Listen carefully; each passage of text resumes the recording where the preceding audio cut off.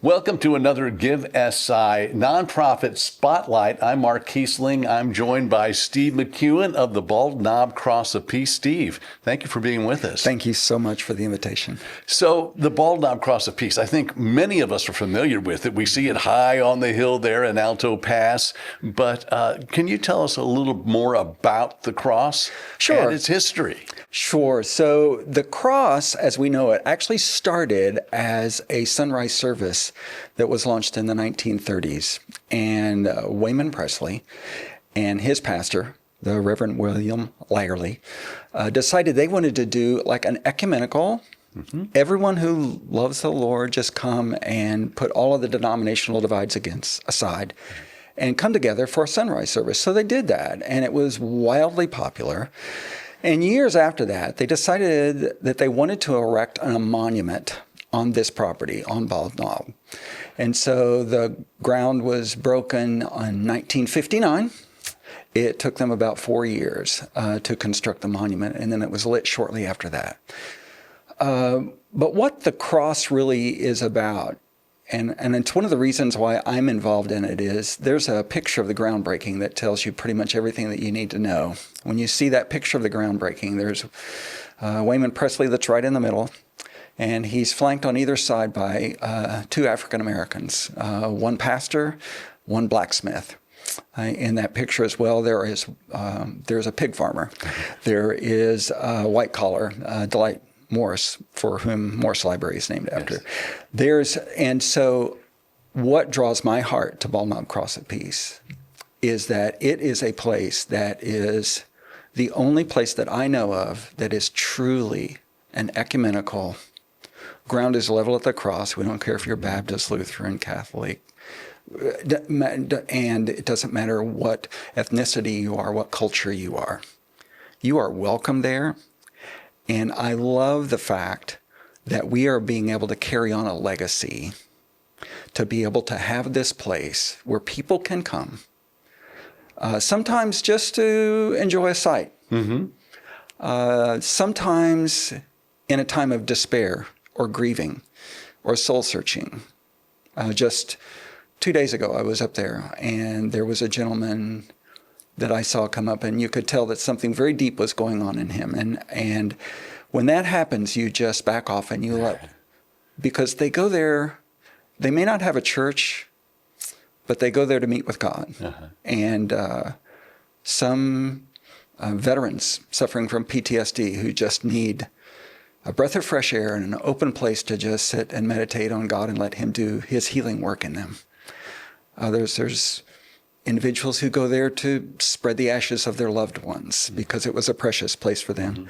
There's reunions, there's parties. There was a wedding there last Saturday. I mean, it's just a wonderful place in Southern Illinois. Well, you know, it is called the Bald Knob Cross of Peace. But when you go there, I was just up there a couple of weeks ago as the leaves were changing colors, so we could go and look at the various colors. And, you know, you do kind of have a feeling of peace when you're up on that hill.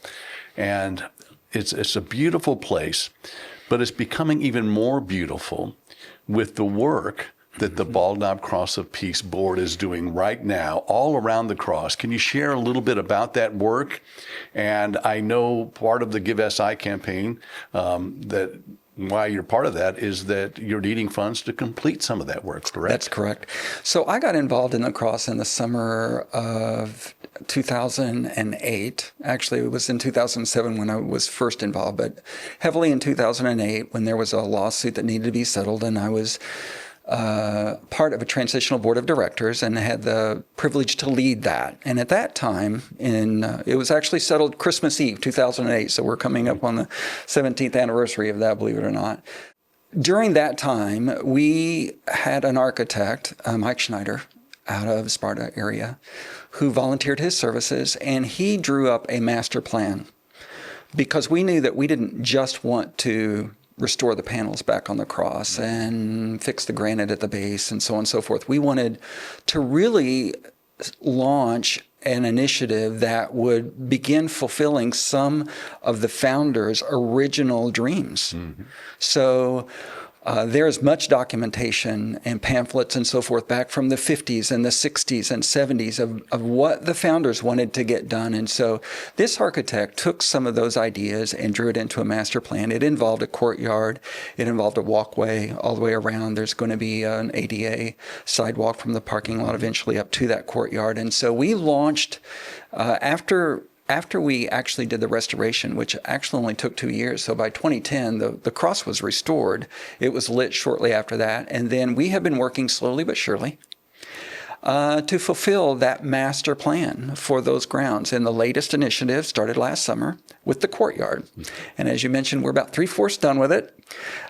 We do need about another $40,000 to complete that. There's a 10-foot sidewalk that's over 700 foot long that goes all the way around. There are 4 paver memorial gardens that go north, south, and east and west off the base of the cross. There is a knee wall, which provides a good framing of the cross, but it also provides an area where individuals can just walk and sit.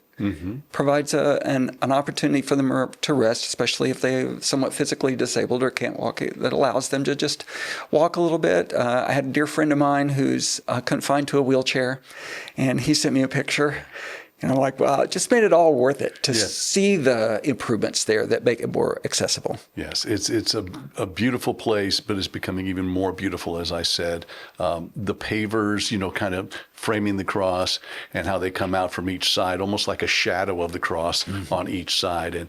And so it's beautiful work. And we know some of that work has been donated, but there are also people, a workman's worth his wages, right? And so there's our people that have to be paid for some of this work to be done. And so I take it that's the need for these funds to finish up this project that's almost complete. It is. And most of the funds actually are for the materials themselves. Now, some of that material has been donated. Even just this last 5 days, we've done about $20,000 of work of landscaping, moving, cultivating, sowing grass, putting down straw blanket, and so forth. And it actually only cost the cross about $1,500. Oh, fantastic. Yeah. So there's a lot of people who step up, but we do need the funds. Yes. Just so that we can have the available funds to purchase the materials to actually finish that courtyard. And so the Bald Knob Cross of Peace has partnered with GiveSI and the Southern Illinois Community Foundation in the past. What does this partnership mean to you on the board? It's critically important. Byram is a rock star. He helps us he serves as an accountant to help us keep our books in line. We do have a bookkeeper, but he watches over that. He provides terrific counsel. He has given us great ideas in the past. And I tell Byram every time he takes time out of his schedule to come to a board meeting, it's like, I just feel better when you're in the room. I just feel better. Byram is a rock star. He helps us in numerous and manifold ways to help the ministry, as he does with many other not-for-profits in Southern Illinois. So we know that as a member of the board, we are well aware of Byram's talents. So, but we want to thank you for being with us, Steve. Sure. And being a part of this GiveSI campaign. And so if you would like to give to the Bald Knob Cross of Peace or any of the other nonprofits throughout Southern Illinois that the GiveSI campaign helps, you can go to givesi.org for more information. GiveSI, for good, forever, for Southern Illinois.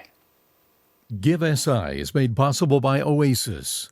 We More Better. Video services provided by ManVoice.